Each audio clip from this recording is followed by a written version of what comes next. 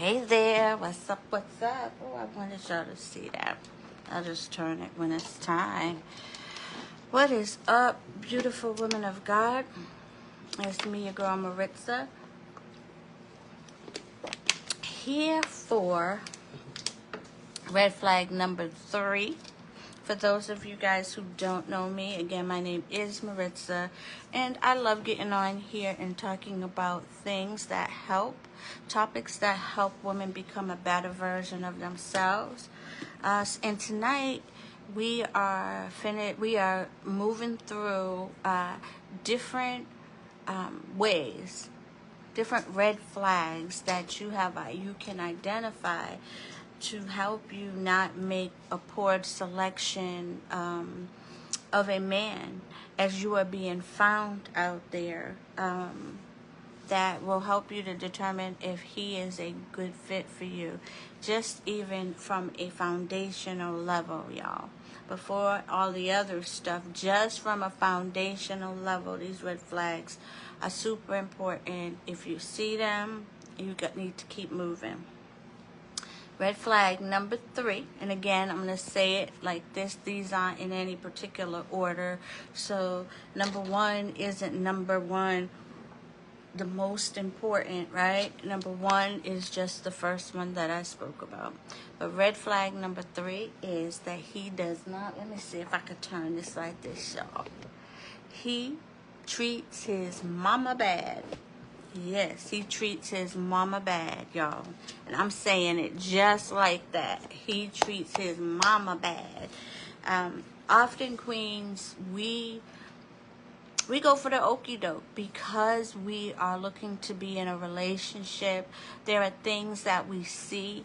There are things that we even experience, that we might be around and we may witness or experience that we look the other way on, or we make excuses for as we are sitting in the midst of them because we want the relationship, right?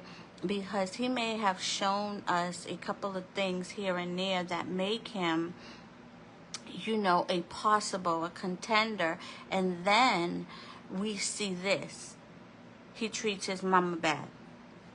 And we try to look the other way, like, oh, that's not no big deal, it's okay, he was just upset with her, that's why he was yelling at her.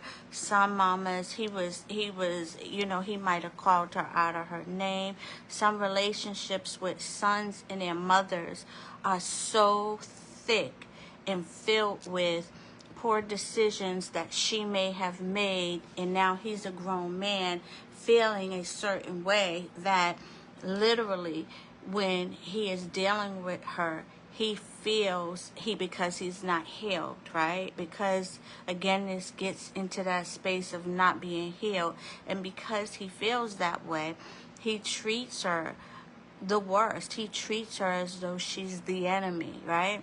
And it may be that there's some things that she did through his childhood, through his teen years, different things she did or that she did not do that have him feeling a certain way. He may feel justified, right?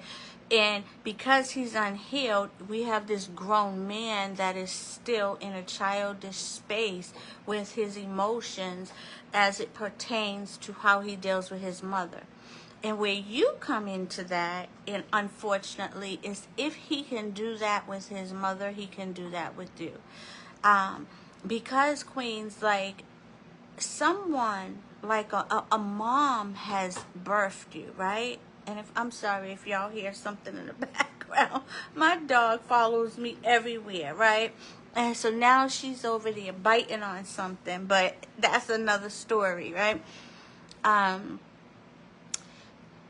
If he can do that to someone, if he can treat someone who birthed him the way that he does, like say speaking to her disrespectfully, talking down to her, not doing certain things for her as his mom, right?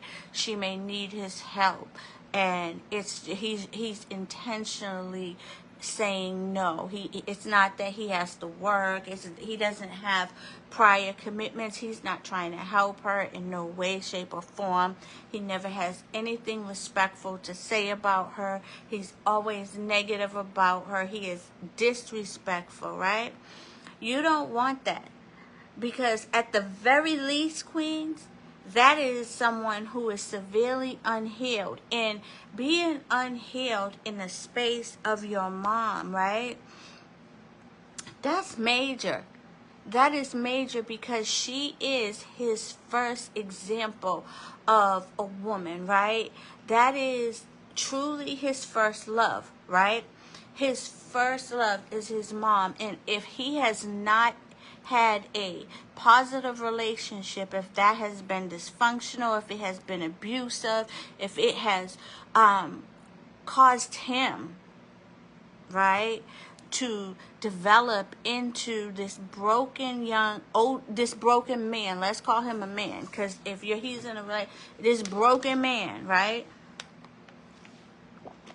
If it has caused that, and he has not done the work to heal from that, and he is still in a space where he's not saying, my mom wasn't the greatest, so we're not that close. I'm there for her. If she needs me, I got her. I don't ever say anything disrespectful to her. I appreciate her and honor her for birthing me, but she wasn't the best mom. Like, there's some things that I needed to heal from. If he's not there, that is a red flag, because she is the way he's treating her. There is a good chance that's going to be your reality. That is because he has a poor understanding of the woman that his first love has hurt him to the point, has damaged him to the point that his relationship with women has a great chance of being dysfunctional, abusive, just not healthy, right? And you don't want to be involved in that, queen. Like, now, I'm not saying that people can't go through therapy and they can't get healed. I'm not saying people can't do the work. I'm saying that if you are witnessing, or you are hearing about, or if he is saying things that look or feel like it's not something that you would do with your mom, like, if you're anything like me, there's nothing that my mom or dad can do. And they weren't perfect. I'm not perfect, right? That puts me in a space where I am going to be disrespectful, that I'm going to come off out of my mouth in a certain way, or that I am going to just want the worst for them, want bad things for them, right? It's just not happening. Nor is it going to be that my children or anybody else can do that with my parents, right? Because they birthed me, because they're my parents, because I understand that regardless of what they may have did or didn't do, they are still my parents, and they deserve that. That is a mature way of thinking, right? But if somebody isn't there, whether it be for whatever reason, and when I say that the parent did something and they're unhealed, blah, blah, blah, blah, I'm just throwing an example out there. There are some folks that, they just aren't there because they have their own reasoning and they are not respectful. Like, of course, when you dig back, like peel back the layers, you find something, right? That something that may have happened or didn't happen. But regardless, if they're still on that level, queen, like, you don't want that. Like, why would you put yourself in a space where you have to knowingly, right? Where someone isn't willing or has not done the work, right? I got to be careful with this because there's some of us out there that we want to save everybody, we want to fix everybody because of our own stuff that we need healing from, right? So I take back the whole, if he doesn't want, he's not willing to, right? You want to love yourself enough that you approach a situation like men that are presenting themselves to you, that you are watching for certain things, in that something as important as someone's mom,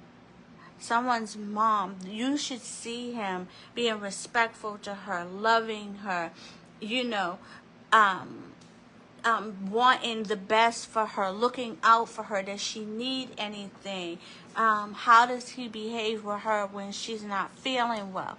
How does he behave when, if he has brothers or sisters, when they are, popping off about her? Does he make sure that they stay within a respectful, like that they have boundaries about it, right?